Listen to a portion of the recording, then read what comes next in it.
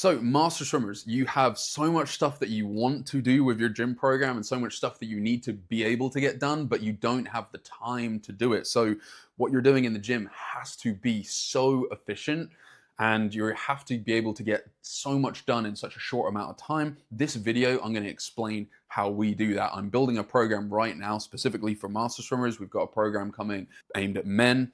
We've got a program coming aimed at women that are over 40. Let me know if this kind of resonates with you, or let me know if there's something I'm missing here. The over 40s crowd, the three main things that they're looking for from recent talking to people and emailing stuff are number one, which is what we talk about on this channel all the time, is being an athlete, right? You want to be the best athlete you can. You want to be able to swim fast. You want to be able to perform in competitions because swimming is part of your you time, right? It's part of your escape. It's something that you have that you can grow.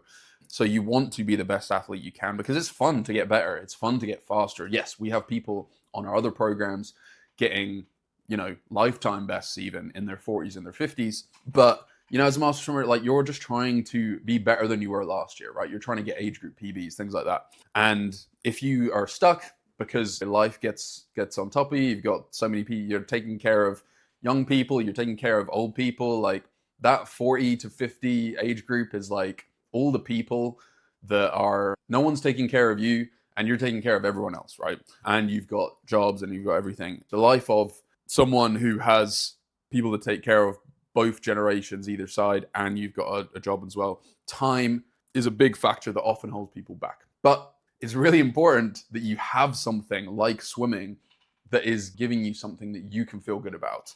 And that means you want to be getting faster in competitions, right? It's no fun if you're not getting faster. Yeah. And that's what we do, right? So that's one thing that you're looking for. You're wanting to be fast and be athletic, right? The next thing that master swimmers are looking for, and again, in the comments, like, let me know if this is you or not you, or some of this is true, or whatever, or there's something I'm missing. The next thing is feeling good, right? So as you get older and life starts getting on top of you, you have less time to spend on these things. Your joints start to get creaky, you start getting niggles and pains and tightness and stuff in areas that might not lead to full-blown injury. Sometimes it does, but a lot of the time it's just this kind of nagging, annoying pain that's like, oh God, I have to spend longer getting to warm up before I can even go, or oh, I have to switch this exercise for a different variation because my knee's not feeling great today. Or just like walking up the stairs, you're like, oh, where did that niggle come from?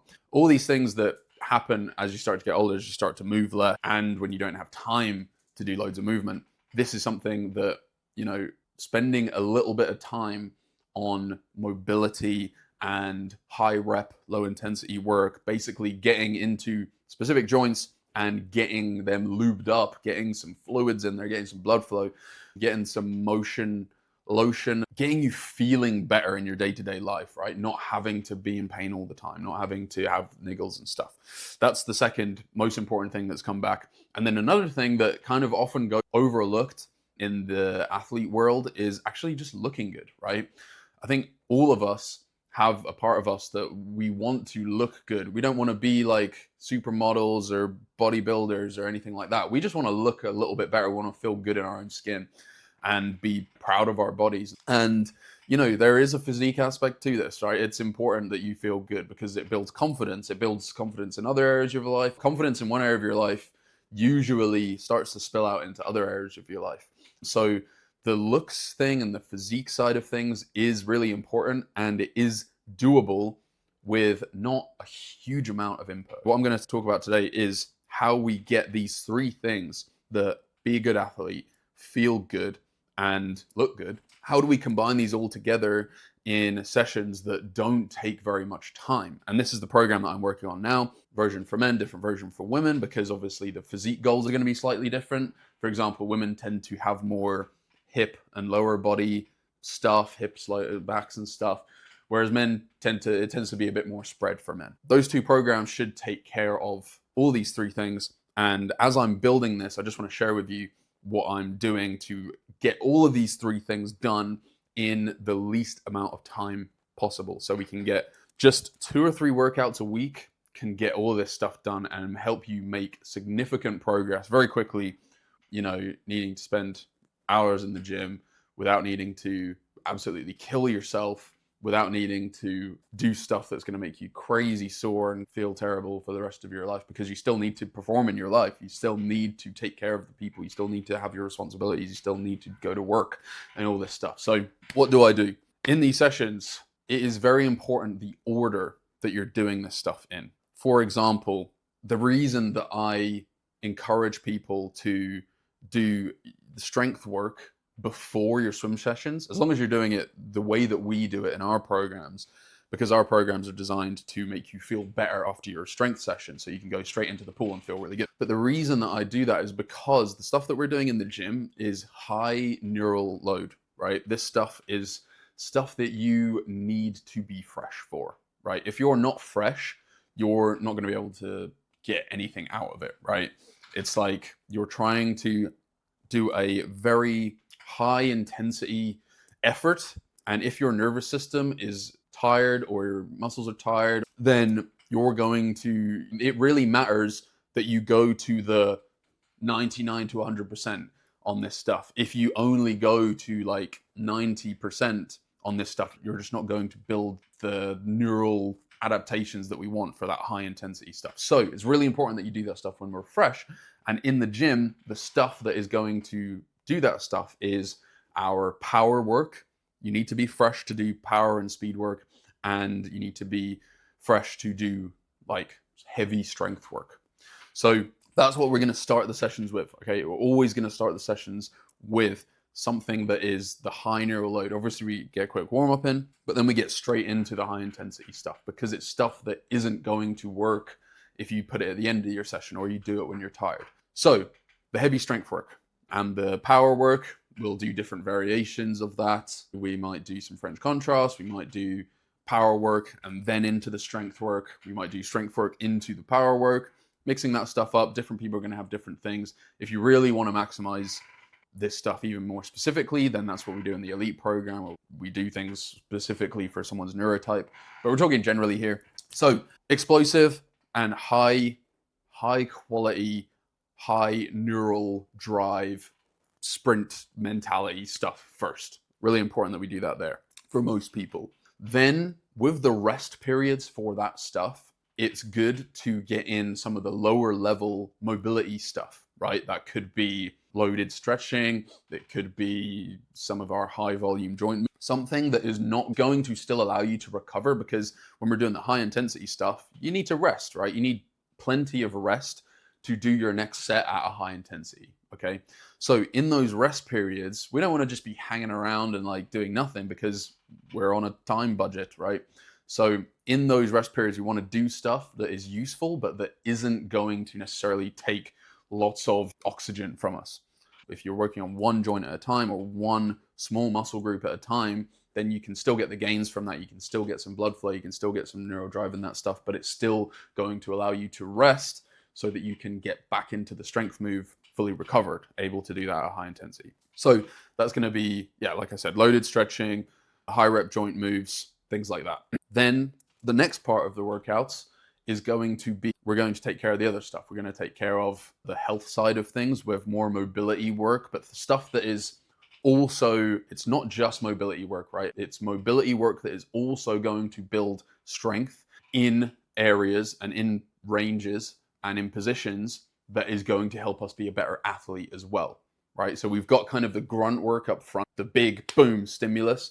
Then we've got the taking care of the specifics. And what we can do, not all the time, but with a lot of mobility stuff, we can also take that stuff and make it also a bit of a bodybuilding influence. So for example, some shoulder moves, right? There are exercises that we can do for the shoulders that are going to improve your shoulder mobility, because we're taking them through a full range of motion and we're targeting specific positions. But while we're doing that, if we use methods that also get us enough time under tension, that also get us some load under that stretch position, we can get a bodybuilding effect. We can get some hypertrophy. We can build some muscles in these specific areas. So for men, that might be, around the shoulders, like, having some big deltoids and things like that. A little bit more size there can do a lot for your physique and make you look a bit better. and have more of that traditional, you know, for women, this could be mobility stuff with the hips that also gets you a nice, you know, a big booty pump. But there are exercises that we can combine the mobility and the bodybuilding stuff together. And that stuff is best done after you have done the big chunk, high intensity stuff that's going to help you be athletic. Then we take care of the mobility and the bodybuilding stuff kind of almost together, or we finish with one. Because to get a good bodybuilding stimulus, you need a bit of time under tension, you need a decent amount of load, but we can do that in a way that doesn't absolutely fry your nervous system, and we can do it in a way that you can get it in very quickly. Things like rest pause methods for smaller muscle groups has been really good. Combining that with things like rebound work, we've seen lots of really good gains in terms of building muscle, but also using the rebounds, for example, with shoulder rebounds, with front delt rebounds, where you're dropping the weight and then catching it and then rebounding it up. You're getting a athletic stimulus, right? You're teaching the brain to move fast. You're teaching the brain to turn on all the rotator cuff muscles and all your deltoids and everything all proportionately at once while you're catching that thing and then bringing it back. So it's like, boom. That gives us a great athletic stimulus, but it also, if we do it for high enough volumes, it also gives us a great muscle building stimulus. So there are little tips and tricks like that we can use, that we can do one set where it might take you 2 minutes to do the set with little rests in between it. We're getting plenty of time under tension. We're getting plenty of blood flow. We're getting plenty of those growth factors in that specific muscle group, but we're also teaching the brain to be fast and athletic and feel good as well. The key to all of this stuff is kind of combining things that are complementary and putting things in the right order so that you're not hurting the next thing. Okay. And that's what I'm doing building this program. So if this is something as a master swimmer that you're trying to get all of these 3 things in, look good, feel good, perform good, then, and you're trying to get in as little time as possible, you can do that, right? Take some of the tips from this. Start with your big grunt work, power work, reactive work, and then go into combining some of the mobility work with some of the bodybuilding work in certain areas. Hopefully this is useful. But yeah, if you want to be part of this program, if you see this video before this comes out, I'm getting together a group of people to test the first few weeks of this program. So if you want to be part of that, if you want to be testing this and give me some feedback on this program so I can get it right, I can get it so that it's accessible to the most amount of people and obviously gets you the results, email me at info@swimstrength.co.uk. I'll get back to you, and hopefully we can make this a really good program that can help lots of master swimmers who are, 40, 50, 60, even people in their 70s. So that's it for today about wanting to join one of our programs where we focus on just the performance side right now. Then there'll be stuff in the description. We've got rehab protocols. We've got lots of stuff that's going to help you. Go check it out in the description and have a good day. Enjoy yourselves.